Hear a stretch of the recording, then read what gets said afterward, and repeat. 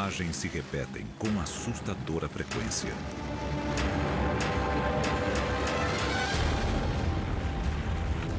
Com uma força muito grande de água, o que foi destruindo cidades inteiras.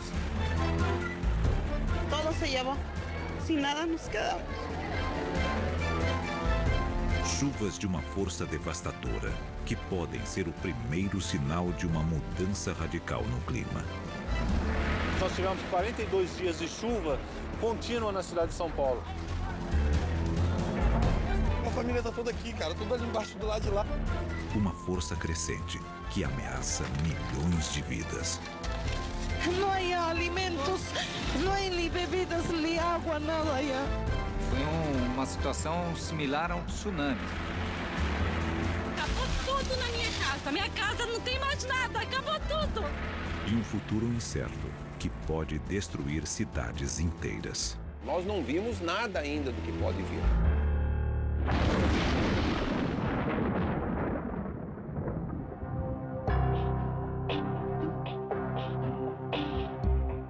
Santa Catarina, sul do Brasil. Uma região de belas praias e também de fortes tempestades.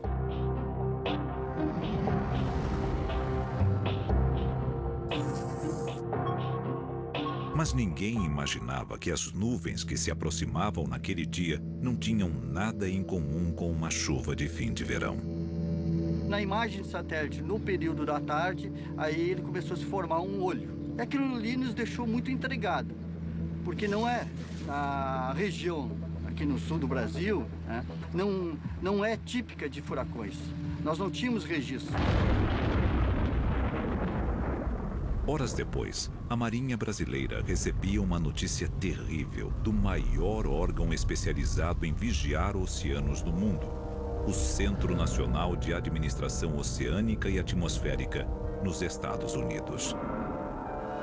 Acostumados com eventos extremos, os americanos confirmavam: um furacão com ventos de mais de 180 km por hora ia chegar à costa de Santa Catarina em menos de 24 horas. Nas 48 horas seguintes, o furacão avançou sobre o continente, devastando tudo em seu caminho.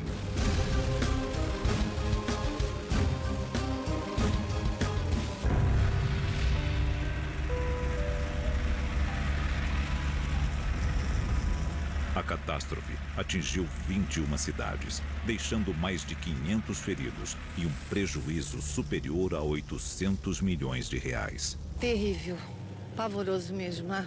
Coisa que a gente nunca imaginava ver na vida. Eu não consigo dormir até hoje pensando em tudo que a gente passou. Nós tivemos 11 mortos, 35 mil pessoas desabrigadas. Um evento que marcou a história brasileira e catarinense dos fenômenos naturais.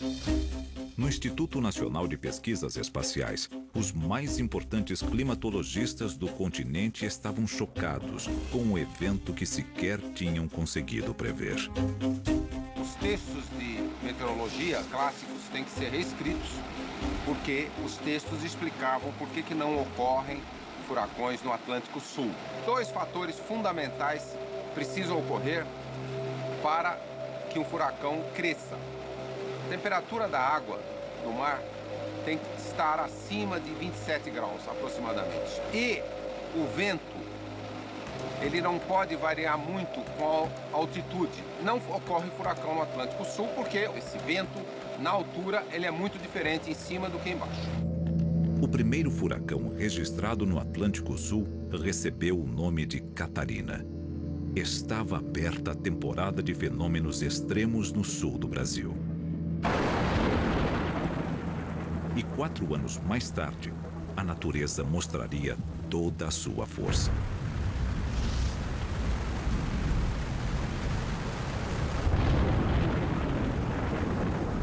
Depois de meses de chuvas incessantes, as autoridades de Santa Catarina começavam a se preparar para o pior. As chuvas já vinham acontecendo já desde o período de setembro, outubro e novembro, mas ele justamente nesse período se intensificou bastante. E a chuva ultrapassaria todos os recordes já registrados na região. No final de novembro de 2008, em um único dia, choveu o equivalente a 2 meses. O rio Itajaí-Açu foi o primeiro a sair de controle, subindo 12 metros acima de seu nível normal. Perdi tudo, minha casa alagou tudo, até o teto, cobriu, nem o telhado não tava vendo. Não tenho comida, não tenho roupa, não tenho mais nada para dar para meus filhos. Essa é a maior tragédia climática que já tivemos aqui em Santa Catarina. Um dos estados mais estruturados do Brasil se tornava vítima da catástrofe natural que mais mata na história da humanidade, a enchente. Foi um sistema de alta pressão que ficou estacionado em cima do Atlântico e a parte superior desse sistema que girava no sentido anti-horário estava alimentando de umidade por muitos dias diretamente ar úmido do oceano, vale do rio Itajaí. Direto. Quase uma esteira transportadora de umidade. Se ele desviasse um pouquinho, se o vento tivesse um pouquinho, ia chover no sul do estado de São Paulo. Se fosse um pouquinho para lá, ia chover em outras partes de Santa Catarina. E talvez o efeito não fosse tão devastador, porque não tinha um anteparo de uma serra canalizando tudo num rio. Mas o maior perigo não estava às margens do rio, e sim nas encostas.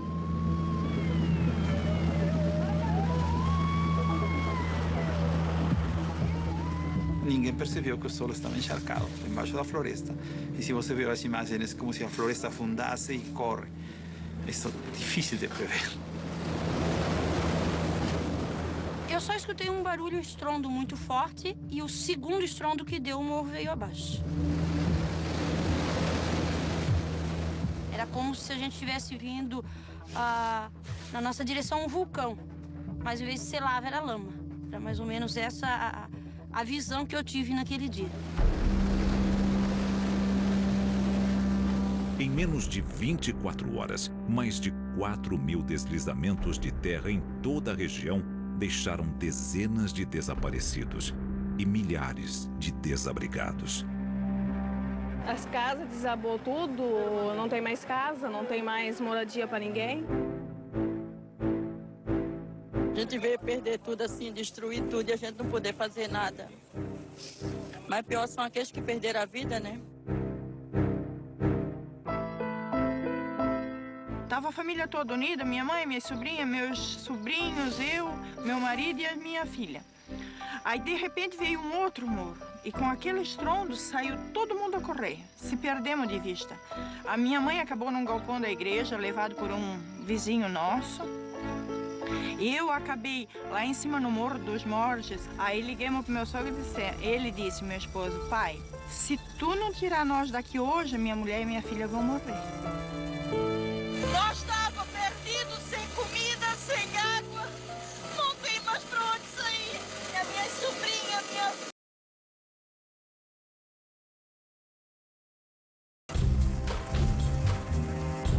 Começava uma das maiores operações de resgate já vistas no continente. Lembrava uma guerra.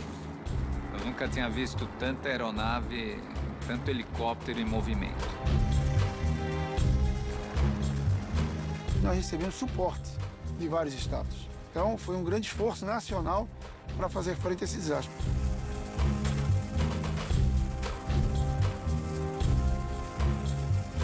Santa Catarina tinha sido vítima de uma das maiores tragédias na história recente do Brasil. 63 cidades em situação de emergência. 78.000 desabrigados e 135 mortos.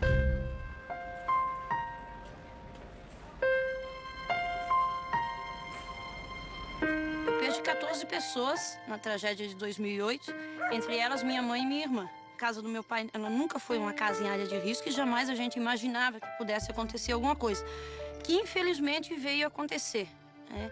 E aí a gente começa a perceber que não existe, na verdade, lugar seguro. Para os climatologistas, isso só era mais um sinal do que estava por vir. Olhando um evento individual que aconteça em qualquer parte do mundo, nós não podemos tirar nenhuma conclusão definitiva. Agora, o fato de que coisas que nunca aconteceram antes, o Catarina, já começa a chamar a atenção de que algo diferente está acontecendo. E 2010 entraria para a história como o ano em que as chuvas invadiram todo o continente.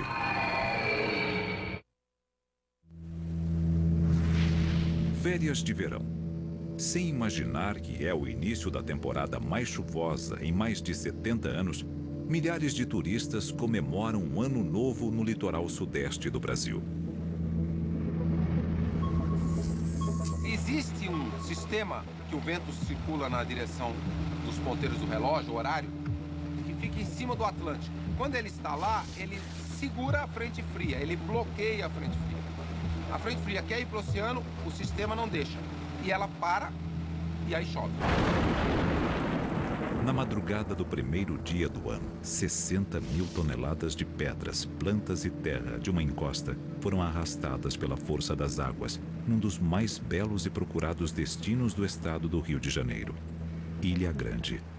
Nós vimos o barulho e aí viu, conforme desceu as pedras, derrubaram 4 rapazes.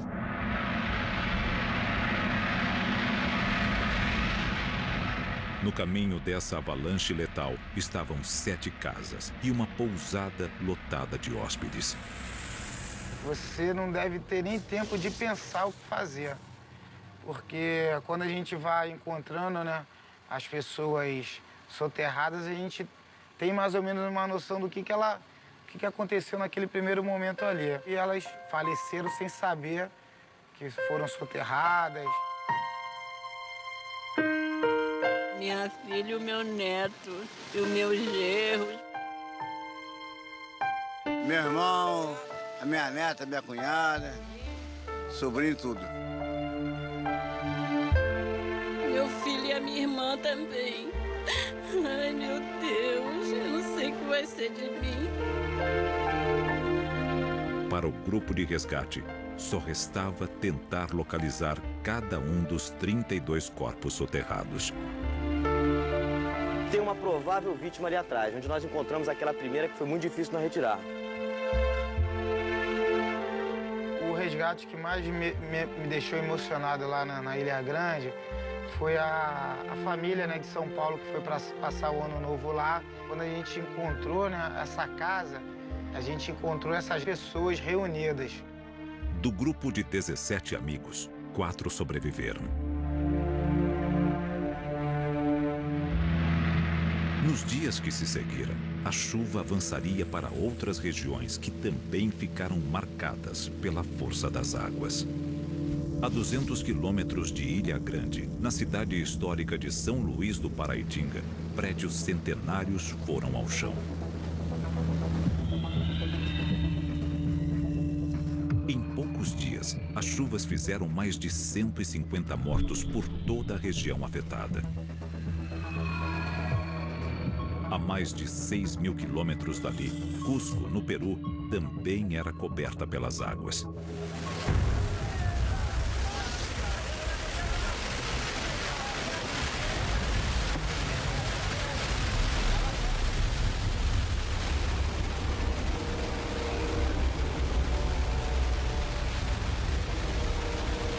Na região dos Andes, toda essa região é estação chuvosa. Então o que aconteceu foi, nessa época choveu muito, em excesso, e se produziram enchentes que destruíram a linha a trilha do ferrocarril, aquele que vai para Machu Picchu. Uma turista argentina e seu guia morreram em um deslizamento de terra na trilha que liga a cidade à histórica Machu Picchu.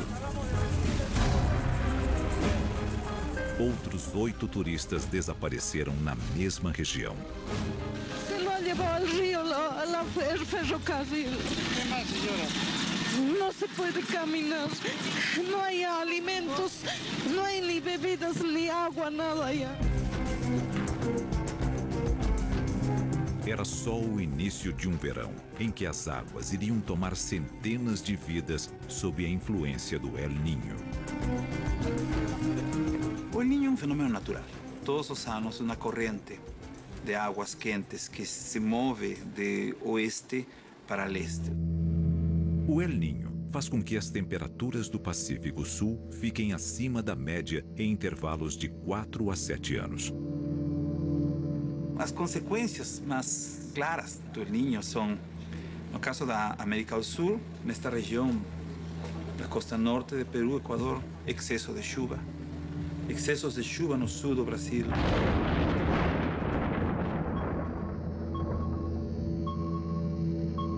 E as águas já tinham um novo destino: São Paulo, a maior cidade da América do Sul.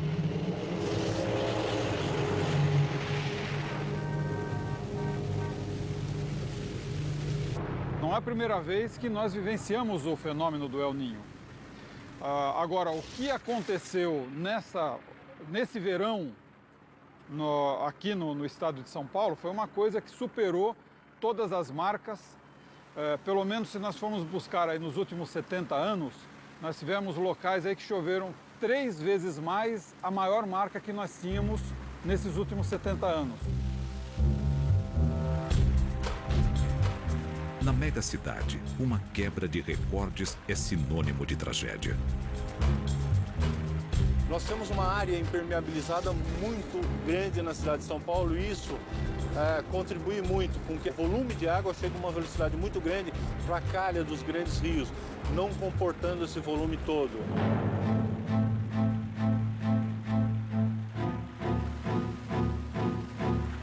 São Paulo tornava-se um imenso tobogã, levando as águas em plena velocidade.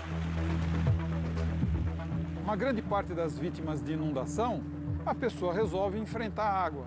O que ela não sabe é que 10 centímetros de água com velocidade, a cada 1 metro quadrado nós temos 100 quilos de água. Essa dimensão as pessoas não acreditam. Ela vê que, tá rasinho, dá para passar. Nós temos inúmeros casos em que a pessoa arrisca passar uma área de inundação, é colhida, cai numa galeria, cai num rio e nós vamos encontrar essa pessoa 2, 3 dias depois. As chuvas no centro econômico do país deixaram 7 mortos e um prejuízo de mais de 70 milhões de reais. Enquanto São Paulo se recuperava, a cidade do México sucumbia sob o peso das chuvas. Em 48 horas ininterruptas de chuva, caíram sobre a cidade 36 bilhões de litros d'água. Todo se llevó. Nos quedamos sin nada. Sin nada nos quedamos.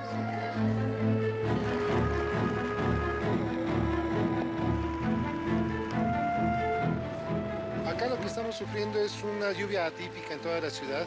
Desde el martes pasado han caído alrededor de 30 millones de metros cúbicos de agua.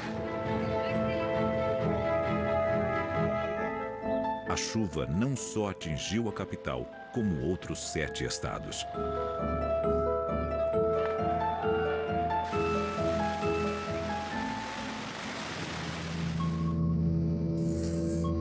Buenos Aires também começava a sentir a força dessas águas devastadoras.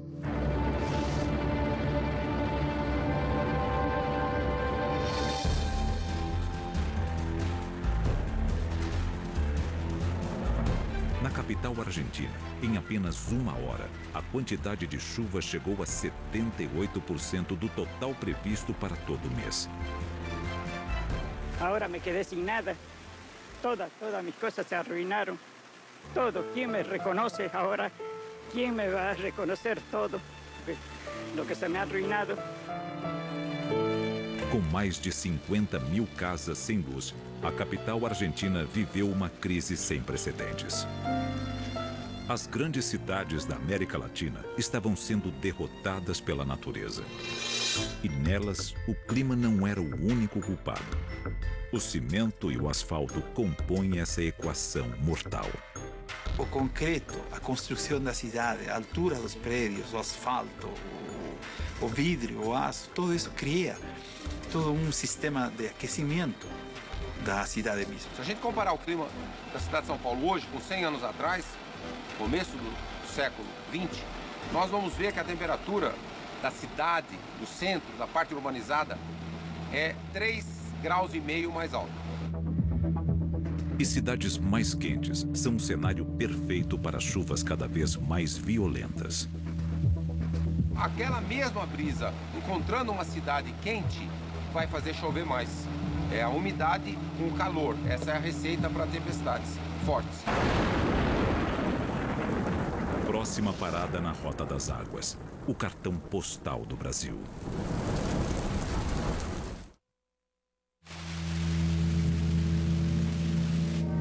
Uma chuva torrencial pega de surpresa os moradores do Rio de Janeiro, no Brasil.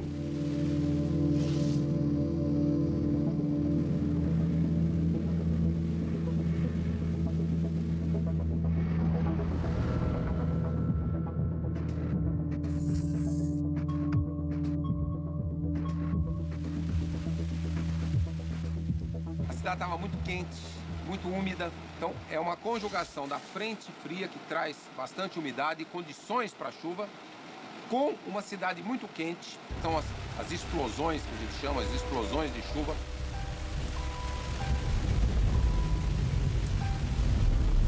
As cenas de caos se repetem. Carros arrastados pelas águas, casas alagadas, centenas de pessoas sendo resgatadas em botes. Acabou tudo na minha casa. Minha casa não tem mais nada. Acabou tudo.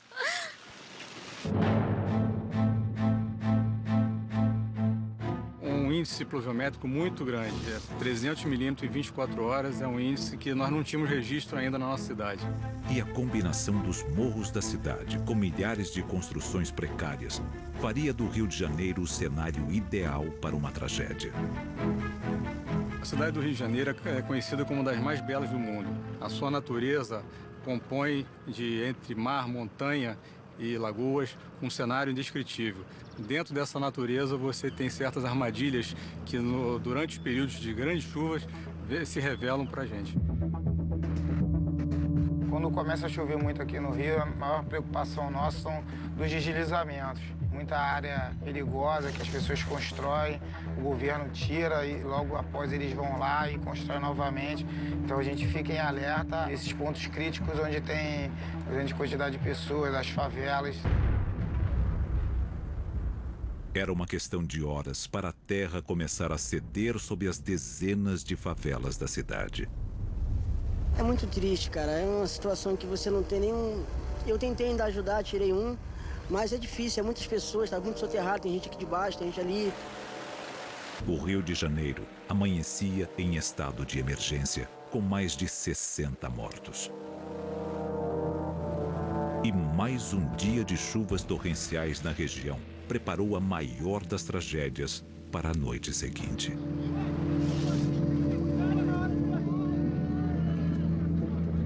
Em Niterói, cidade vizinha ao Rio de Janeiro, começava outro pesadelo.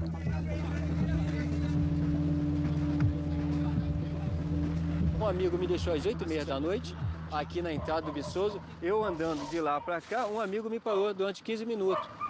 Foi justamente o que me salvou. Em segundos, uma cratera havia se aberto, engolindo 50 casas. Muitas pessoas gritando, chorando. Quando veio isso abaixo, caiu o poste, tudo aqui ficou escuro e eu não estava conseguindo localizar a minha casa. Mas naquele momento o que a gente pôde fazer é tentar tirar o maior número de pessoas, né? O comandante me ligou, me acionando, falou que a princípio tinham 30 casas soterradas. No trajeto para o quartel, ele... Rodrigo, pô, me enganei, não são 30 não, foram 50. Aí houve aquele cálculo, né, de 50, 4 pessoas de cada casa, 200 pessoas soterradas.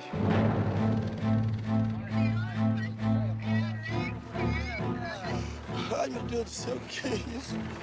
Minha família tá toda aqui, cara, toda ali embaixo, do lado de lá.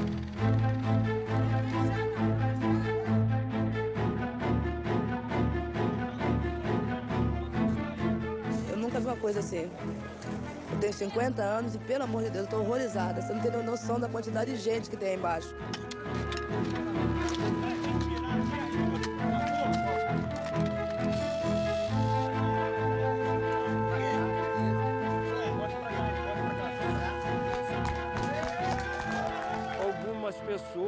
eu, Carlos e outras pessoas, moradores, mostrando aos bombeiros aonde existia casa, porque na realidade eles entraram em parafuso, porque eles estavam em cima, cavando, mas ao mesmo tempo sempre contavam um corpo, alguém ferido, alguém machucado. Nessa direção tem uma família aí, ó. Tem 2 caras aqui. Aqui na realidade nós esticamos muitos corpos, mais de 50 corpos com vida. E os bombeiros sequer imaginavam que estavam caminhando sobre os restos de um antigo lixão.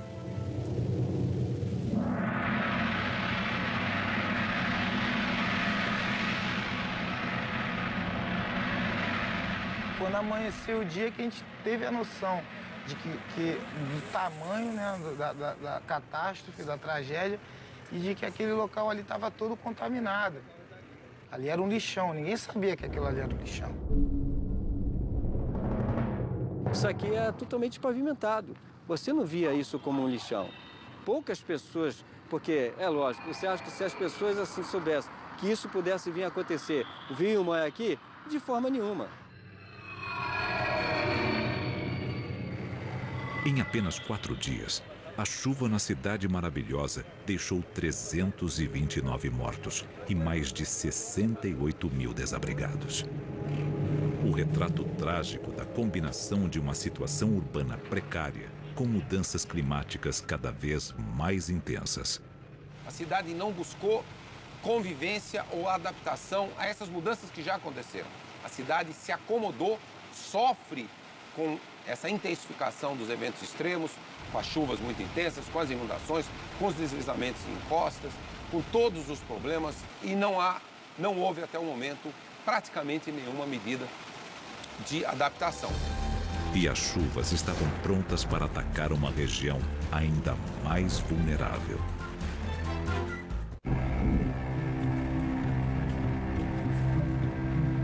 No Nordeste brasileiro, uma das regiões mais pobres e secas do Brasil, a água costuma ser sinônimo de vida.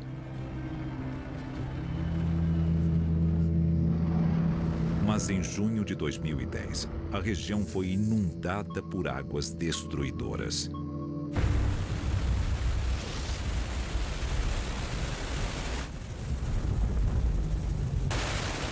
Em menos de uma semana, as chuvas superariam o dobro do esperado para todo o mês, sobrecarregando os leitos dos rios no estado de Alagoas. Foi novamente essa combinação fatal de clima com fatores não climáticos. Choveu muito sobre uma área de barragem e a parede cedeu.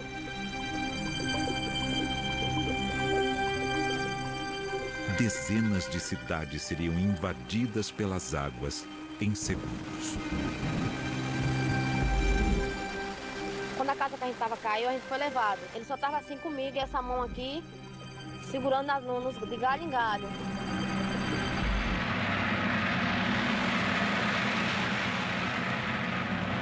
Os rios tiraram 46 vidas e fizeram mais de 150 mil pessoas deixarem suas casas. Porque diferente de uma inundação, essa arrastou gente, arrastou casas, móveis. Então foi uma destruição, assim, do ponto de vista da agressividade, foi para a água, foi a maior que eu vi. Em todo o Nordeste brasileiro, 27 cidades decretaram estado de calamidade pública e outras 31 estado de emergência.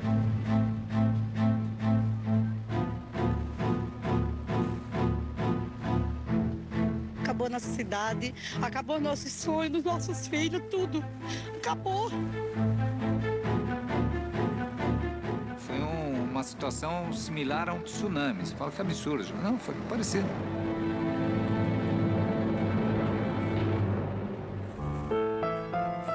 Nas semanas que seguiram, começava um novo drama. Então você via pessoas vagando, pessoas sentadas num banco, sem atitude. Provavelmente nesse espaço vazio da aceitação e o acontecimento, entendeu? O porquê eu.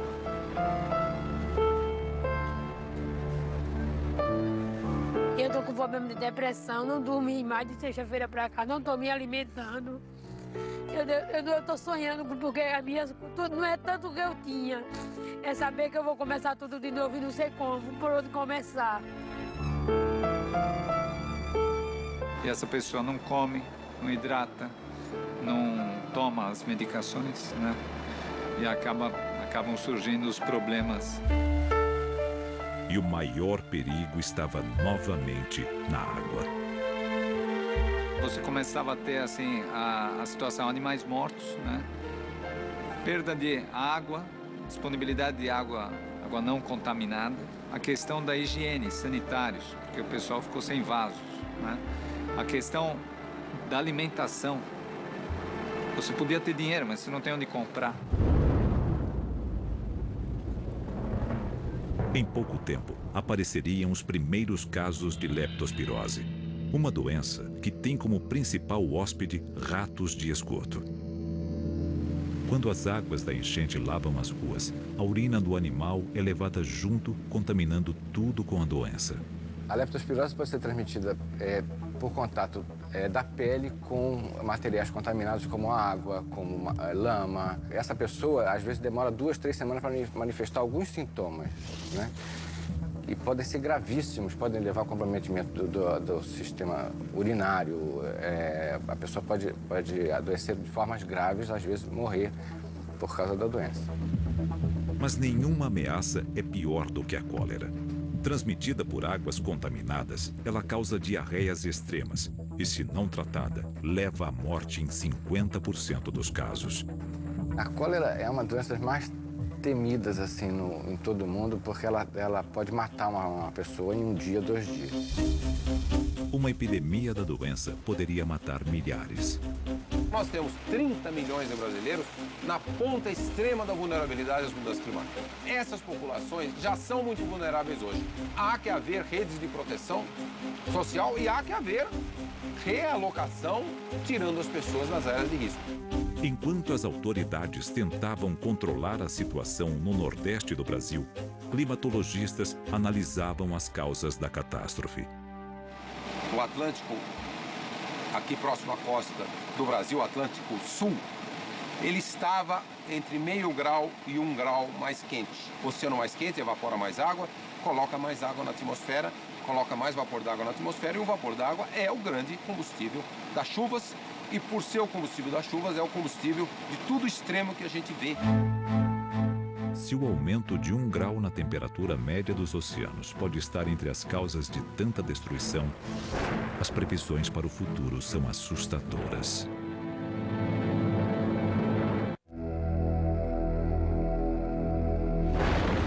Enquanto as mudanças climáticas causam mais catástrofes, a ciência tenta entender o futuro das chuvas cada vez mais extremas. Se a gente comparar um fenômeno meteorológico normal, como uma frente fria, hoje, que o planeta está mais aquecido, com uma frente fria 50, 100 anos atrás, nós já vamos ver que essa frente fria está trazendo mais umidade. Porque há mais umidade em toda a atmosfera, porque o planeta está mais quente. A evaporação passa a ser mais rápida, os transportes de umidade mais rápidos. Em um planeta mais quente, esse tipo de fenômenos originaria eventos extremos mais fortes. Não só furacões, mas também chuvas intensas aqui na região do sul do Brasil, por exemplo. E enfrentar esses novos extremos será um desafio enorme para a humanidade. As pessoas não se preocupam do problema que vai acontecer daqui em 10 a 20 anos, se preocupam do problema do presente. Então é um pouco mudar a mentalidade, que isso é já preocupante. Para os cientistas, uma solução pode estar em prever os eventos com uma antecedência inédita. Nós estamos fazendo já há 4 anos os cenários climáticos futuros para o Brasil. Então nós estamos usando ferramentas que nós chamamos modelos matemáticos do sistema climático para projetar até 2100 o que poderá acontecer com o clima do Brasil. E a equipe do Instituto de Pesquisas Espaciais se prepara para esse salto enorme nas previsões. Receberemos um novo supercomputador comprado principalmente para dotar o país de uma capacidade de fazer cenários futuros de alta complexidade, com alto grau de detalhe para as próximas décadas e para os próximos séculos. São Paulo, a solução encontrada para enfrentar as enchentes cada vez mais fortes foi construir enormes reservatórios, os piscinões. O piscinão retém a água durante um certo tempo e depois ele é obrigado a soltar a água, né? Porque caso contrário ele vai encher ou ele mesmo enche, aí ele não tem mais função, né? Então ele é um pulmão que funciona amortecendo aquela determinada chuva que caiu naquele período. Mas na maior cidade da América do Sul, nem os 46 piscinões já construídos, com capacidade para 8,5 milhões de metros cúbicos de água, estão conseguindo conter as enchentes. As soluções teriam que ser mais radicais. Na Cidade do México, um imenso túnel com 7 metros de diâmetro e 62 quilômetros de extensão irá salvar as ruas das águas mortais. Em São Paulo, um projeto aposta na mesma solução para conter os rios. A solução que nós defendemos é a solução de descarga subterrânea. O que é isso? É um túnel, ele desce como um poço, cerca de 100 metros de profundidade, depois ele prossegue num túnel mais ou menos horizontal, de 37 quilômetros de extensão e descarrega na própria bacia do Rio Tietê, onde existe uma barragem, tá? Então a enchente é acomodada ali na barragem, aguarda-se que ela sedimente, daí a água clarificada volta para o Tietê. O túnel funcionaria como um gigantesco ralo no coração da cidade, tirando do rio mais de 300 metros cúbicos por segundo. Do ponto de vista da enchente, o que é o efeito do túnel? O efeito do túnel é que eu aperto um botão, abrem-se as comportas em 5 minutos, 10 minutos. Então eu estou aproximadamente tirando do Tietê cerca de 25% da total de enchente que ele é capaz de suportar.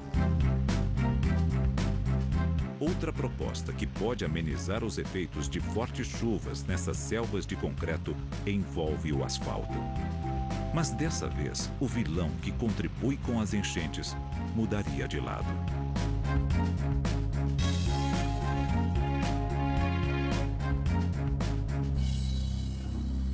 Esse revestimento é um asfalto poroso, muito poroso, que permite a rápida absorção da água da chuva. Ela vai atravessar essa camada de revestimento e ficar armazenada na base de pedras que fica aqui debaixo. E na parte inferior dessa base nós temos um dreno que permite que essa água saia lentamente e aí vá para as galerias de drenagem. O sistema poderia evitar dezenas de enchentes. As chuvas muito intensas, ao penetrar na base permeável do pavimento, ela fica armazenada e dias depois é que ela está saindo para o sistema de drenagem. Isso faz com que nós reduzamos o impacto da impermeabilização. As ideias para salvar a população das enchentes ainda estão no papel. E a dúvida é se a engenharia conseguirá alcançar a velocidade cada vez mais furiosa dos desastres naturais.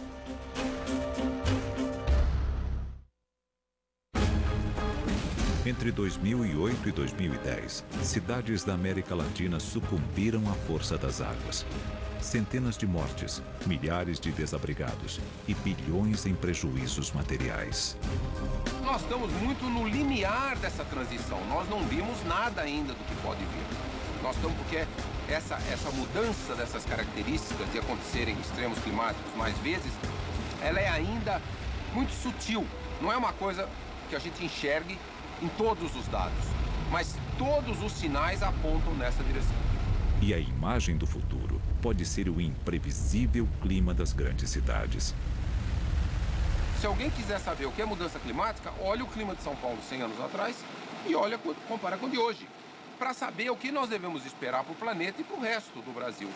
As previsões são ainda mais preocupantes. Mesmo que a gente conseguisse reduzir as emissões dos gases de efeito estufa, não haveria mais possibilidade de mudar o clima nas próximas 2 décadas. Com certeza, o clima continuaria a aquecer, os eventos extremos ficariam mais frequentes, mais intensos. Na escala de 100 anos, sim. Se nós controlarmos as emissões nas próximas décadas, nós teremos 1 grau de mudança climática. Se nós não controlarmos as emissões, nós teremos 2 a 3 vezes mais mudança climática. Uma coisa é clara: a maioria das sociedades não está preparada para eventos tão extremos.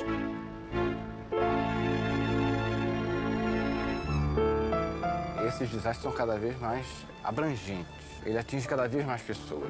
Por exemplo, pela ruptura, colapso das redes de abastecimento, água, esgoto, alimentos.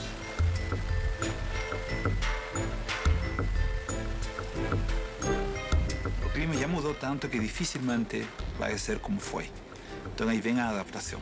Essas pessoas têm que se adaptar ou migrar. Se os invernos vão ser mais quentes, os verões vão ser mais chuvosos, tudo isso tem que ter algum tipo de adaptação. E a situação pode ser ainda mais catastrófica se furacões se tornarem uma realidade do Atlântico Sul. Em boa parte do ano, aquelas águas naquela região atingem a temperatura de 26 graus. Não é ainda a temperatura boa para furacão, mas daqui a 50 anos as temperaturas vão estar 27, 27,5. Aí já vai ter água quente para furacão. Os cientistas têm que ficar muito atentos, fazer novos estudos e entender melhor o que foi o Catarina e se ele poderá vir a se repetir com as águas mais quentes projetadas para o futuro.